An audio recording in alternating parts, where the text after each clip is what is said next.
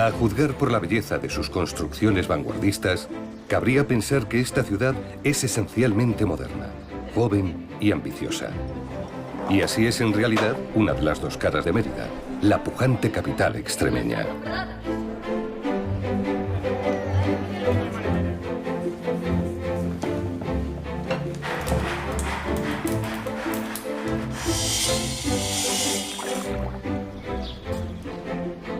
La otra cara, presente hasta en los rincones más insospechados, es la de la histórica colonia Augusta Emérita, que fue concebida desde su fundación como una Roma en miniatura.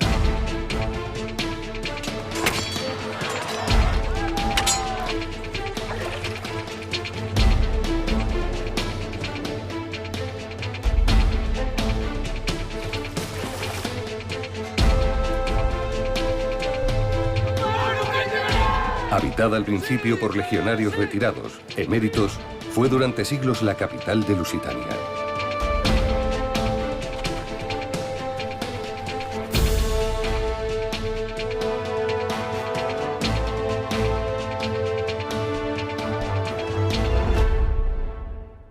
Bueno, Choco, ¿qué nos toca hoy? Pues nos tocan 10 kilómetros de R1, así que ¿por dónde quieres hacerlo? Si te parece bien el puente romano, puente Lusitania. Sí, me parece perfecto. ¿Y has preparado ya la piragua? Sí, yo lo tengo todo listo. Cuando quieras nos vamos. Vale. Ellos no lo saben, pero sus piraguas nos van a llevar al comienzo de toda esta historia. ¿Por qué los romanos fundaron aquí una urbe de tanta relevancia? Sí, por ese larguísimo puente de casi 1 kilómetro.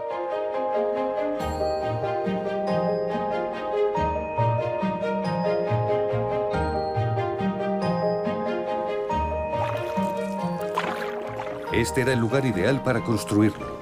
En verano, aquí el nivel del Guadiana era tan bajo que se podía cruzar sin apenas mojarse las rodillas.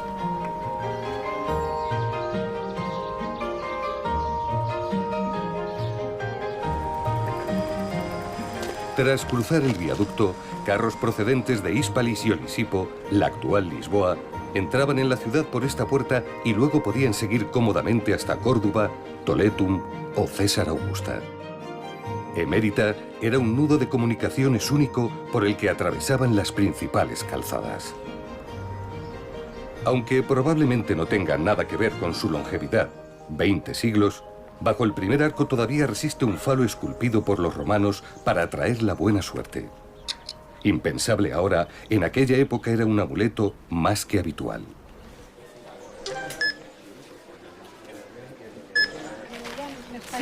A diferencia del puente, el resto del legado clásico fue ignorado durante más de 1 milenio.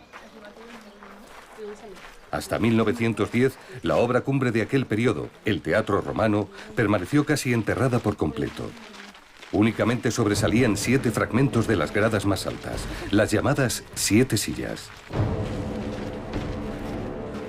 Según contaba la leyenda, eran los tronos gigantes de 7 reyes moros que desde allí gobernaron la ciudad.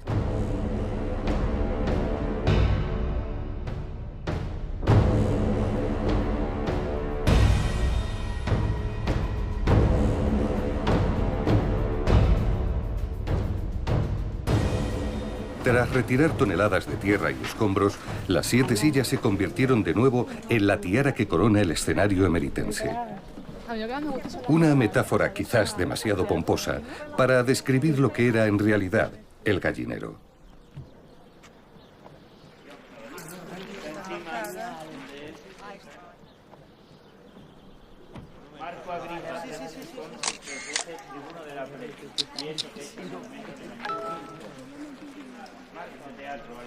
Más desahogadas estaban las autoridades en estos 3 bancos que en su día fueron de mármol. Y por si no les bastaba, una cancela les separaba del resto del público.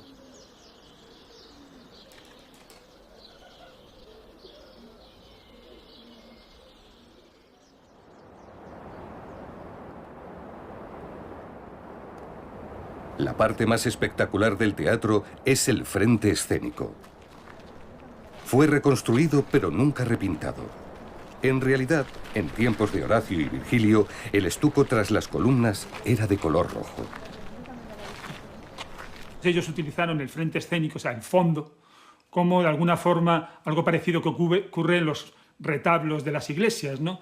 Lo utilizaban para que la gente viera el poder, la fuerza que tenía el emperador. Y en esos huecos, en esos espacios, situaban las esculturas de los dioses, pero faltan otras muchas piezas. Esas piezas que faltan son todas esas piezas que se han deteriorado porque eran telas, porque era madera, porque era pintura, y no han aguantado los 2000 años de historia.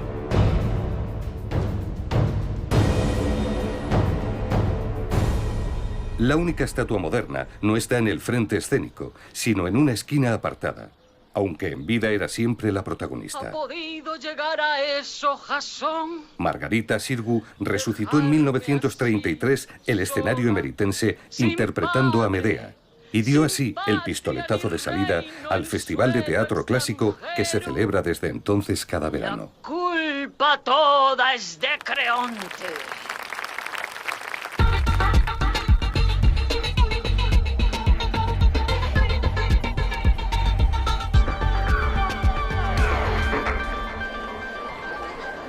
Con la llegada del calor, los mejores actores y directores de España y Europa ofrecen sus versiones de los textos griegos y romanos. La atmósfera que reina esos días en la ciudad es mágica. Para los intérpretes es un momento único. Te produce una emoción muy fuerte actuar aquí. Yo creo que es por la energía que contienen estas piedras, por su historia, por estar en contacto con la tierra, con los elementos, con el aire, con las estrellas, con la noche. Lo esencial de las tragedias griegas y de los textos clásicos está muy presente y muy latente y yo creo que es un material valiosísimo y necesario porque nos define como civilización, ¿no? y forma parte de nuestro inconsciente colectivo. Esta noche estrenan Las Troyanas, de Eurípides. Las entradas están agotadas desde hace días. Yo vi eso que ahora llaman crímenes de guerra. ¡Qué tontería! ¿Qué diablos es una guerra? Una guerra es eso, es un montón de crímenes juntos los unos con los otros. ¿Cómo no voy a gemir si ya no tengo patria? Si ya no tengo esposo, si ya no tengo hijos. No hay dolor en el mundo que no me pertenezca. Abro la boca. Quiero gritar. Quiero desaparecer gritando. La obra resulta un éxito y el público aplaude puesto en pie. La fiesta se traslada después al peristilo romano, justo detrás del escenario, y allí se alargará hasta bien entrada la madrugada.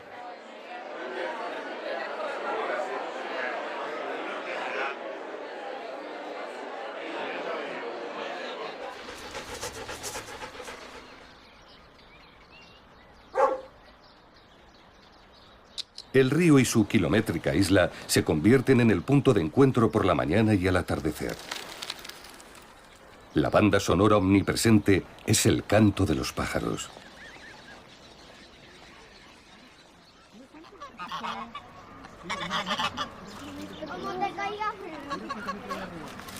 Con el cambio de siglo, un ambicioso plan de regeneración les devolvió a los emeritenses su río.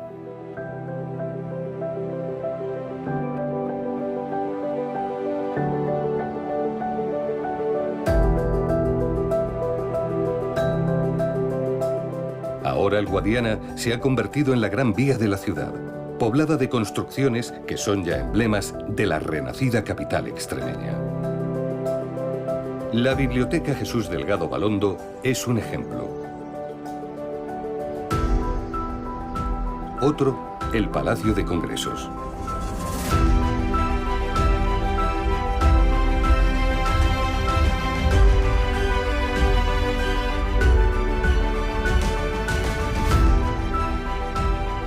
El más conocido, por ser obra de Sáenz de Oiza, es la Escuela de Administración Pública.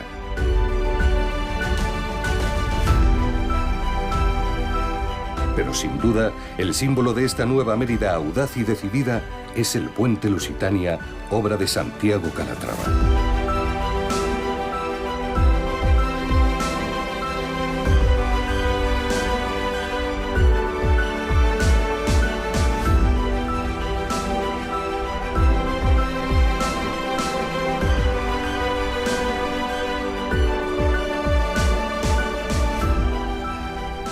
El arco de hormigón emula a las colinas que envuelven Mérida. Todo un icono para la capital extremeña.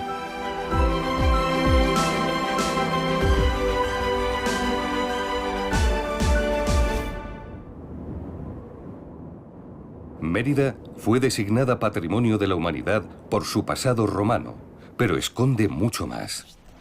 La inmensa Alcazaba ostenta el honor de ser la fortaleza árabe más antigua de toda la península.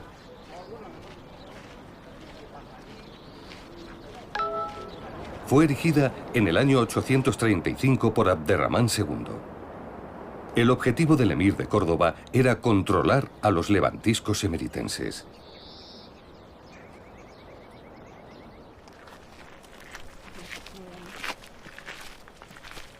Tras esta puerta de columnas visigodas recicladas se oculta uno de los lugares más frescos de la calurosa urbe. Es el aljibe andalusí, repleto de agua por las filtraciones del río.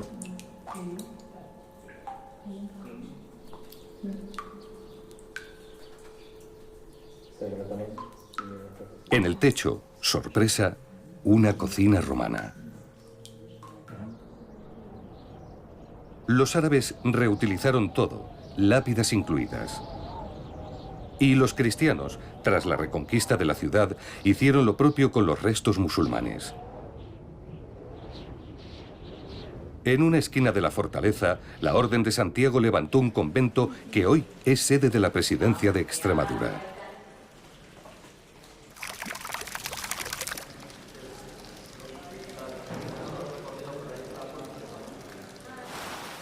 Tras haber sido capital de la Hispania romana y visigoda, Mérida vivió siglos de acusada decadencia en el medievo y la modernidad. Con su elección en 1983 como sede del gobierno y el parlamento extremeños, volvió a recuperar el protagonismo perdido.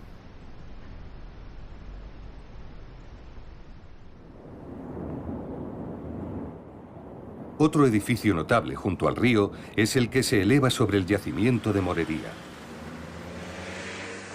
Diseñado por Navarro Valdevej, alberga varias consejerías y es todo un ejemplo de coexistencia entre pasado y presente. Los hallazgos arqueológicos de este solar son un resumen escrito en piedra de la historia de Mérida. Hay vestigios de todas las épocas.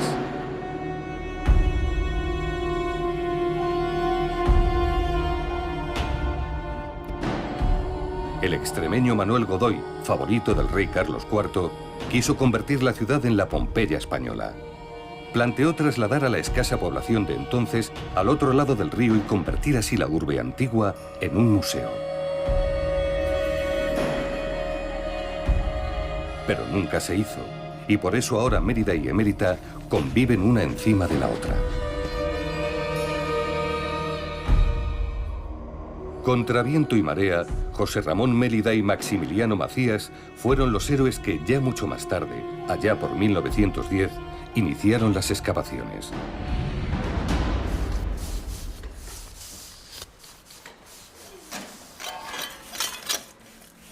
Un siglo después, los paletines de los historiadores siguen raspando estos suelos.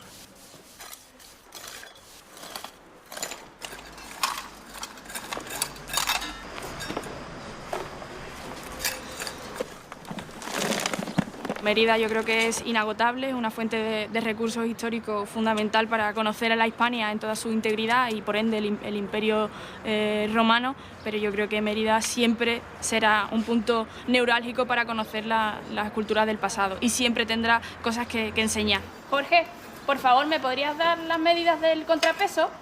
Te doy altura y diámetro, ¿no? 49 de altura y 51 de diámetro.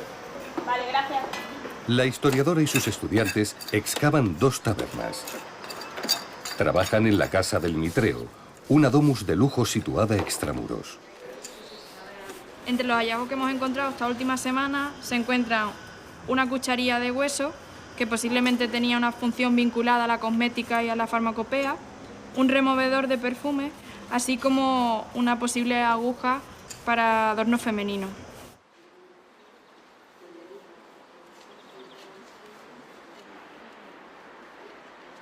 Hace 50 años, otro arqueólogo tuvo más fortuna y descubrió en la misma vivienda este espectacular mosaico, el cosmogónico. Es único porque contiene más vidrio que piedra. Hoy los esfuerzos se centran en estudiarlo y conservarlo. Estamos realizando limpiezas en seco, simplemente para retirar el polvo, la superficie, la suciedad que se deposita. Estamos realizando allí al fondo empacos con limpieza con agua desionizada para retirar sin apenas frotar, para no dañar las teselas de piedra y sacar lo que es el color real de la piedra. Y en la parte central, que es la alfombra que da nombre al mosaico cosmogónico, estamos realizando también tanto análisis de las teselas, de la composición y viendo realmente cómo están, cómo se van comportando. Y es una forma de mantener en buen estado el mosaico.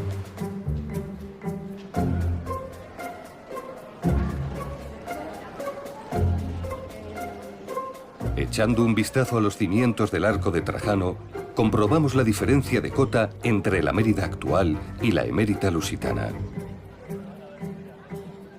2 metros de polvo y tierra se han acumulado en 2000 años.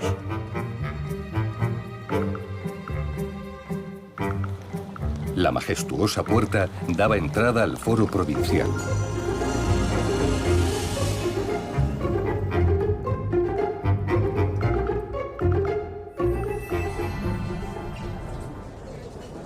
A la vuelta del arco, un restaurante aprovecha como pared uno de sus muros. Comida extremeña, como estas carrilladas estofadas, y platos de influencia portuguesa, como el bacalao dorado, nunca faltan aquí ni en ningún lugar de Mérida.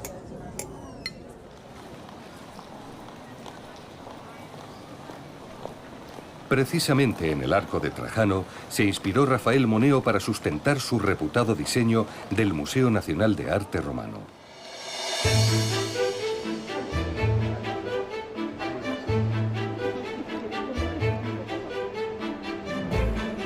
Por su luz natural, por su ligereza y por su fusión de pasado y presente, es una de las obras arquitectónicas españolas más valiosas de todo el siglo XX, ampliamente reconocida en todo el mundo.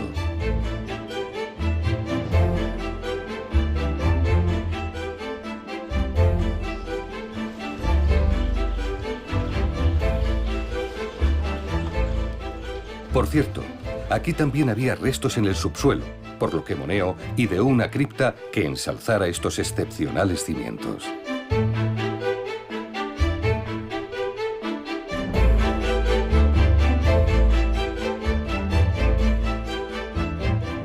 La colección romana del museo es la más importante de España.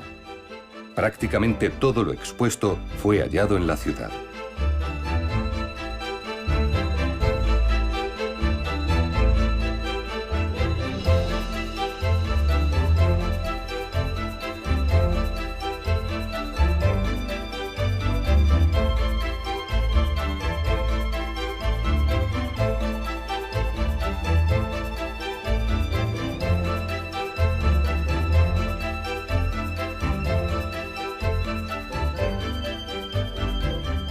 Mérida era la fachada política y del Imperio Romano. Ya lo único que había más allá era el océano. Y como además perdimos importancia histórica, todo eso permitió que se conservara en mejor estado que lo que ha sucedido en otras ciudades donde la historia ha seguido y además apabullante, se han ido superponiendo periodos y entonces la conservación es peor. Creo que la pieza más emblemática de este museo, al menos para mí, es la cabeza del emperador Augusto, fundador de la colonia Augusta de Mérida. Por otra parte también diría que los mosaicos son siempre la estrella de la visita. En los estudios de público que se han realizado en el museo, siempre los mosaicos tienen, digamos, la aceptación de todo el visitante. Y también la escuela de retratos que pusieron en marcha cualificados escultores, y así piezas como El panadero y otras imbuidas de la corriente realista romana, pues son auténticos cabezas de serie de la escultura romana. Las piezas estaban todas policromadas y de hecho se encuentran todavía huellas de esa policromía que hoy es objeto de estudio, y la verdad es que a veces me quedo más con lo que podemos ver hoy, es decir, lo blanco, que con lo policromado.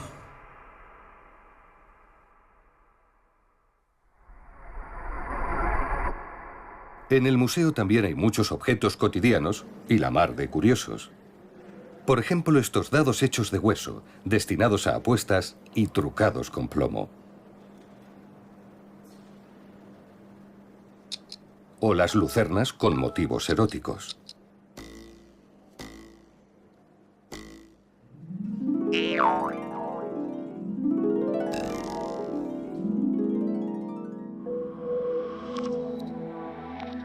En las paredes de una vivienda, alguien dibujó la figura de un jinete y la de una liebre en una jaula.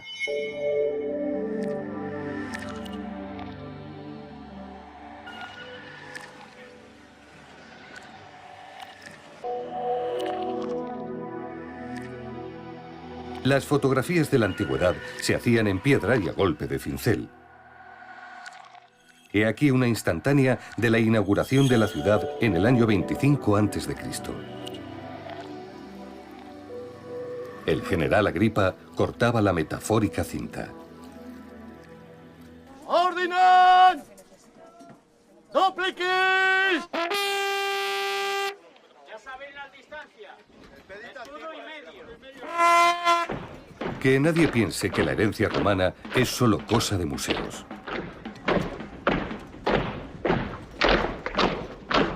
Durante el festival Emerita Lúdica, amantes de la historia llegados de todo el mundo reviven en la calle las glorias pasadas.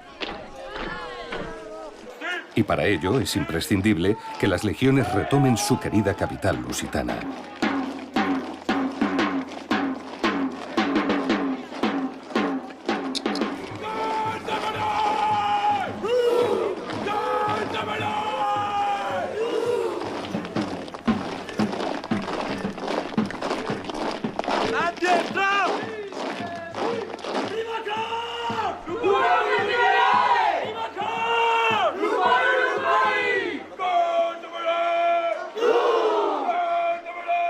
Pero no se trata solo de fanfarria militar. Estos apasionados de la cultura clásica recrean con la mayor verosimilitud las costumbres de hace 20 siglos.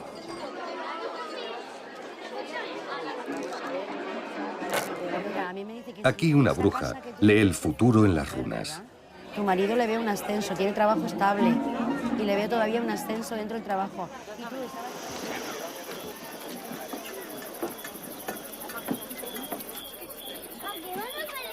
Y, por supuesto, lo que no puede faltar es el espectáculo que más morbosa curiosidad ha despertado históricamente: los combates de gladiadores. ¡Paso al gobernador! En pleno siglo XXI, tampoco nadie quiere perderse la lucha.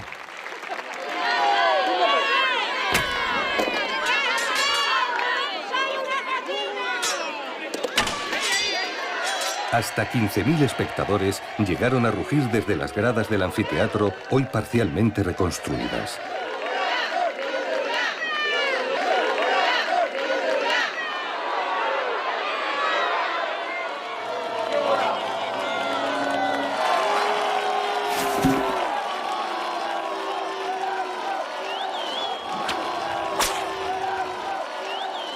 En la arena, estos gladiadores no pelean a muerte. Pero que nadie se sienta engañado, porque en realidad esto era lo habitual. Al contrario de lo que dice el tópico, blandir una espada corta o un tridente podía ser una duradera y lucrativa forma de ganarse la vida.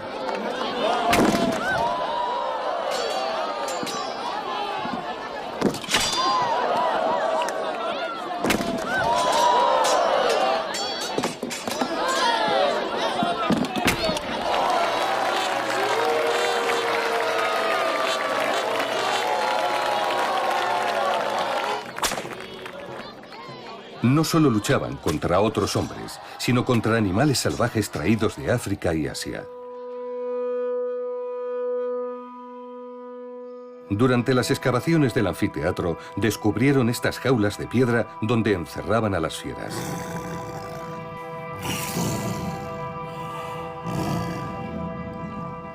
Las gradas contaban con un pódium elevado para proteger a los espectadores de algún tigre o león hambriento. Mayor aún que el anfiteatro era el circo emeritense, uno de los pocos del mundo antiguo que conservan su planta entera. Así lo imaginamos.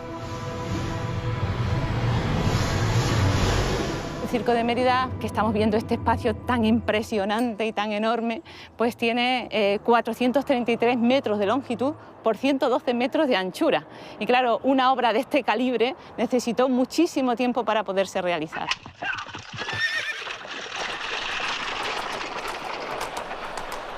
Las carreras de cuadrigas desataban pasiones, más incluso que los combates de gladiadores. Eran el fútbol de la época.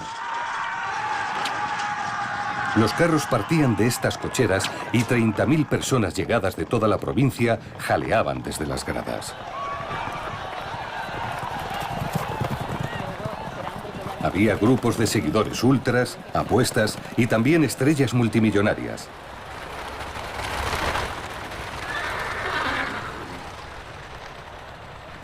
De hecho, se cree que el deportista más rico de la historia fue un auriga lusitano.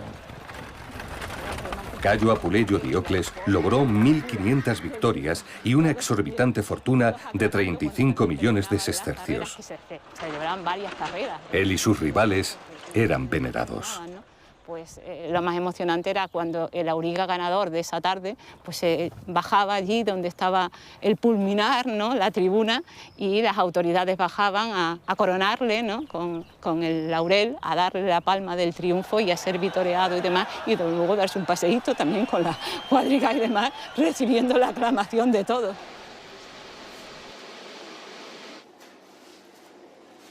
El pasado clásico es fuente de inspiración, devoción y también de negocio. En la Mérida actual, por ejemplo, se puede comer como lo habría hecho el mismísimo Diocles.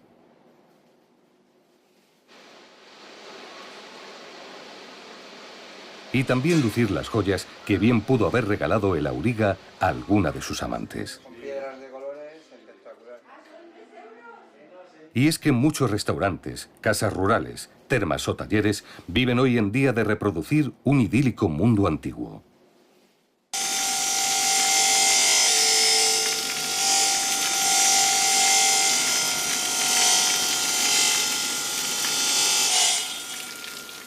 En el suyo, armada de sierra, martillo y cincel, Luisa elabora espléndidos mosaicos.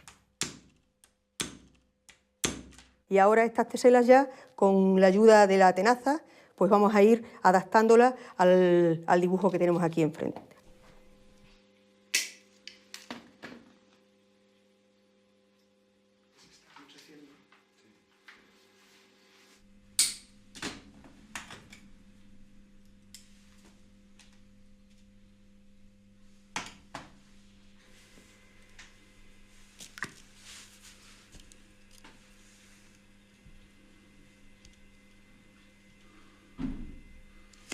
Lo que estamos viendo ahora es el reverso, es el negativo del mosaico. Por eso unas teselas están más altas y otras están más bajas. Siempre la parte más plana, la mejor, la más bonita de la tesela es la que se pega boca abajo, que es la que vamos a ver luego.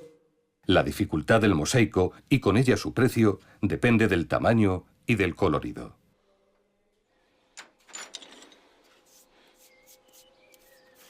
Los desnudos son los más caros porque necesitamos una amplia gama, sobre todo de rojos y rosas. En este, por ejemplo, vemos diferentes tonos de rojos y de rosas. Pues en un desnudo tendríamos que hacer, para que no quede plano, deberíamos hacer una gama de eso, unos 5 o 6 tonos del mismo color, de los rojos y rosas.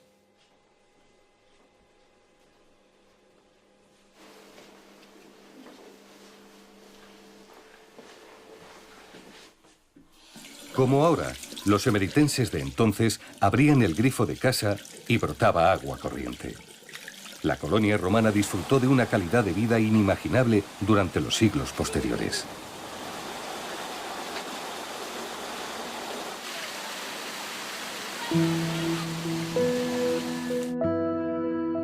Embalsaban el agua fresca y limpia de 2 arroyos en la presa de Proserpina, una de las mayores de toda la época clásica.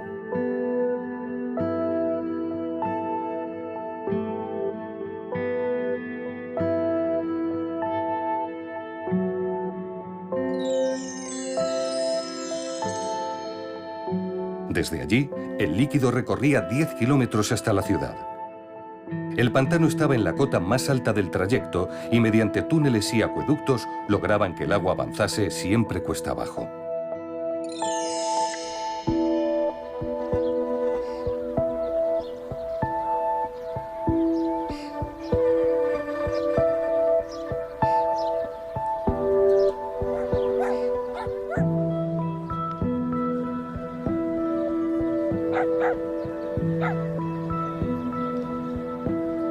Con el de los milagros, bautizado así porque durante siglos les pareció milagroso que se mantuviera en pie, salvaban el accidente geográfico más problemático, el río Albarregas, afluente del Guadiana.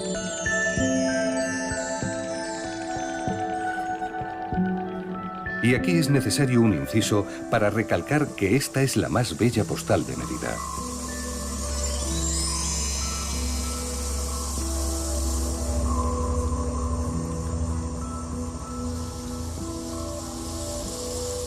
El romanticismo que destila un acueducto ruinoso coronado por nidos de cigüeñas no pasó desapercibido a escritores como Unamuno, ni a artistas viajeros como Richard Ford o Gustave Doré.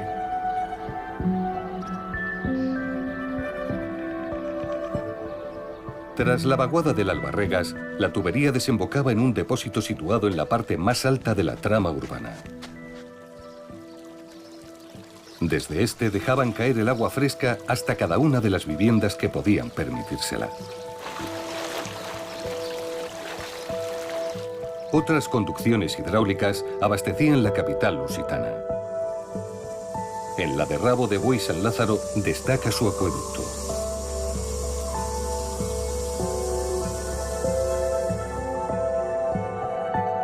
Y en la de Cornalvo, su presa, que todavía es útil y da de beber a pequeñas localidades cercanas. El dique está rodeado de frondosas dehesas que forman un parque natural.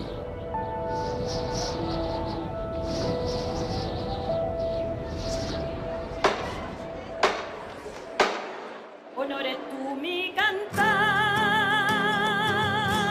no puedo cantar ni quiero. Y ese Jesús del madero, sino el que anduvo en la mar. Honores tú mi cantar, no puedo cantar ni quiero. Y ese Jesús del madero, sino el que anduvo en la mar. En Mérida, la Semana Santa tiene un sabor diferente porque las procesiones discurren entre ruinas romanas tan viejas como el propio catolicismo. El fundador de la ciudad, Octavio Augusto, y Jesucristo fueron contemporáneos.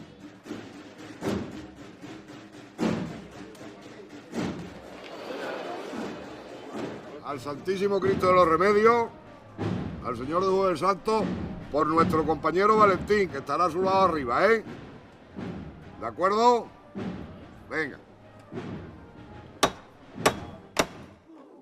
Bien. Vámonos.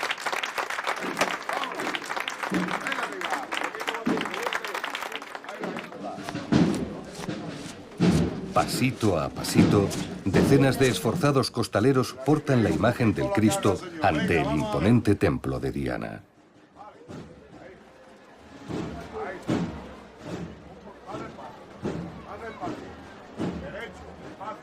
El Vía Crucis es la procesión estelar de la Semana Santa. Nada puede fallar. Pese a que cubran sus rostros y rehúyan cualquier protagonismo, Ellos son los responsables de que esta sea la madrugada más emocionante del año. Pido por la Iglesia, la paz y la justicia, y nos conserves la fe. Amén.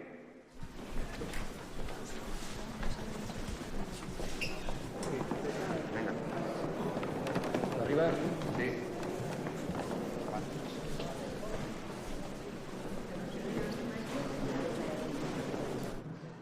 Encienden los faroles y se lanzan a la calle. El único sonido permitido es el de los tambores.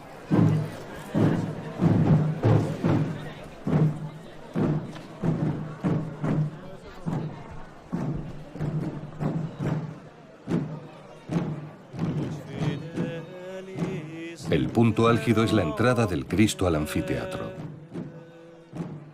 Allí eran sacrificados los mártires cristianos.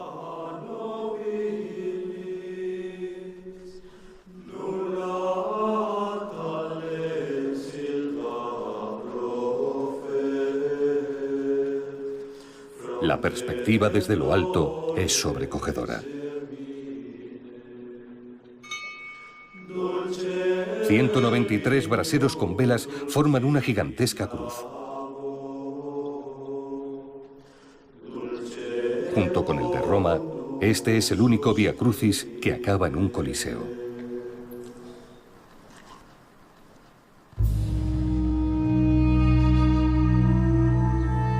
El Templo de Diana es el único edificio religioso que se conserva de toda la antigüedad emeritense. No desapareció porque en el siglo XVI el conde de los Corvos decidió encajar entre las columnas corintias su palacio.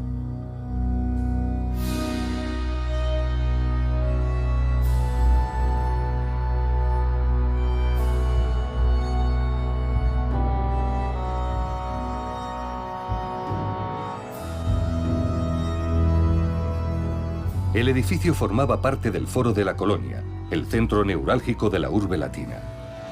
Allí acudían los ciudadanos a rezar, pleitear o a hacer negocios.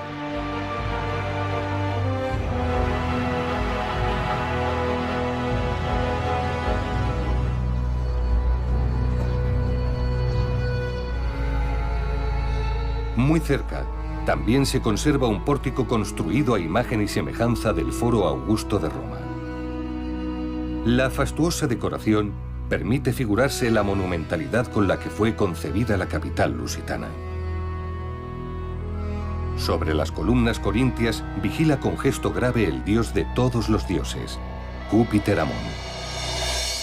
Este escudo circular y abombado llamado clípeo es otro de los símbolos de Mérida.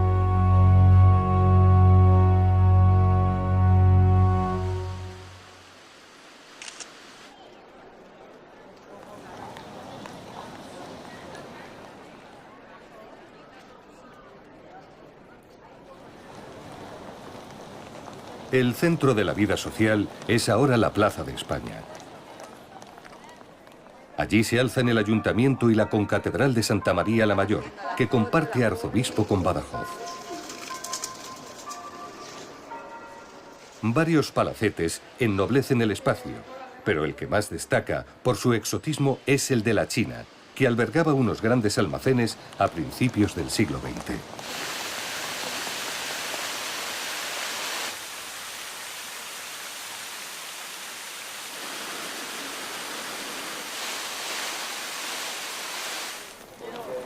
Desde la plaza parte la calle Santa Eulalia, principal arteria comercial y antiguo Decumanus Maximus. Las urbes planificadas por los romanos eran cruzadas por dos vías principales, el Decumano, de este a oeste, y el Cardo, de norte a sur. También allí resiste el paso de los siglos el comercio más antiguo de Mérida, fundado en 1827. Hola. Hola. Una bolsita de los famosos caramelos que tenéis. Ahora mismo. Esto lo fundó el tatarabuelo de mi madre, que venía de un pueblecito de León. Se estableció aquí, luego continuó su hijo y pasó a mi abuelo. Después estuvo regentándolo mi abuela, su viuda. Ahora es mi madre la propietaria, que tiene ya 90 años. 5 generaciones después, siguen elaborando con la misma sencilla receta, azúcar, glucosa y esencia de limón, uno de los productos más típicos de la ciudad, los caramelos de la mártir Santa Eulalia.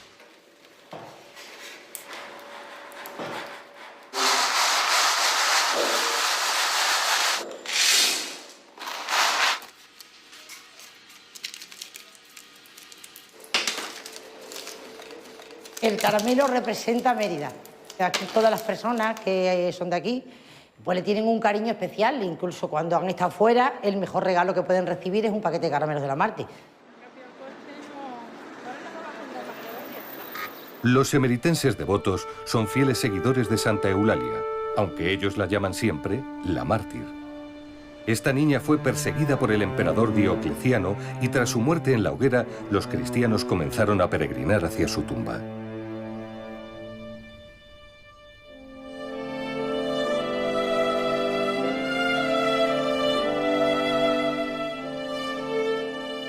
En el siglo IV, una basílica fue levantada sobre sus restos. No es ni mucho menos la única sepultura bajo el suelo del templo. Aquí también hay un yacimiento arqueológico con enterramientos de muy diferentes épocas. En el exterior de la basílica construyeron un altar conocido como ornito. Lo hicieron una vez más reciclando, esta vez los restos del templo de Marte.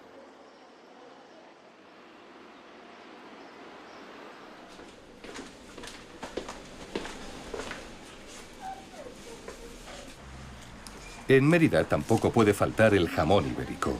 Es el manjar por excelencia de esta tierra. Muy cerca del teatro y el anfiteatro, afila su cuchillo el mejor cortador del mundo, con varios récords Guinness.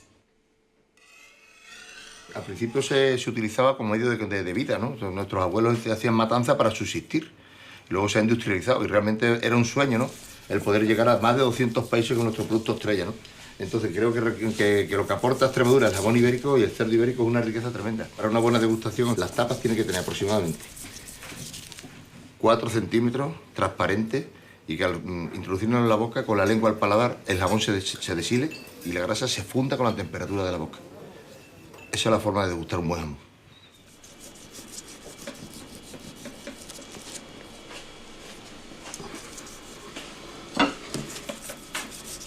Camino del lugar donde se reúnen ahora los jóvenes emeritenses, advertimos un mosaico magnífico, ubicado sorprendentemente en un bloque de pisos.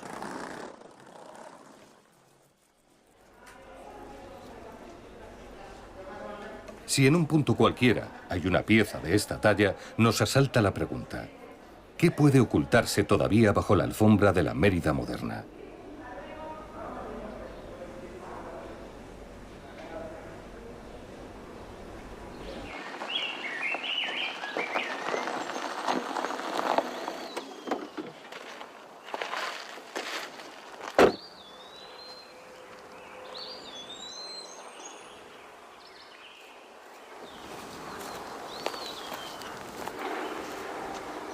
No conocemos ni el 1% de todo lo que hay en la ciudad. No solo ya de época romana, sino de época visigoda, islámica, bajo medieval. Hay 2000 años ahí de historia. Llevamos un siglo, un poco más de un siglo de excavaciones, pero todavía queda muchísimo.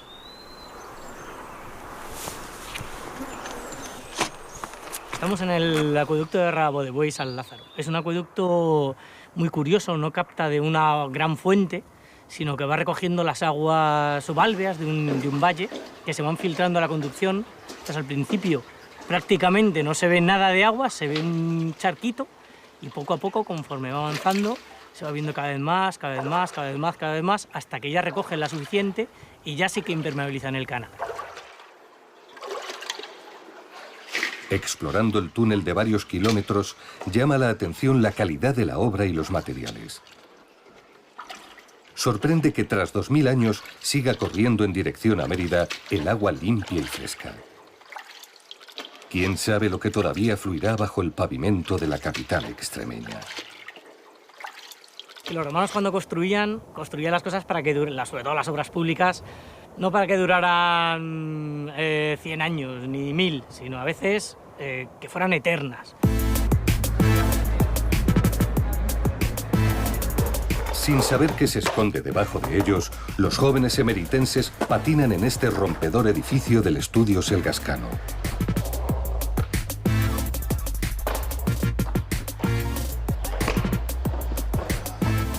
En lo alto, una nube de plástico naranja les protege de los rayos del sol. Así son los anfiteatros del siglo XXI. Materiales de ciencia ficción toman el relevo de las piedras eternas que un día albergaron a personajes inmortales como Agripa o Diocles.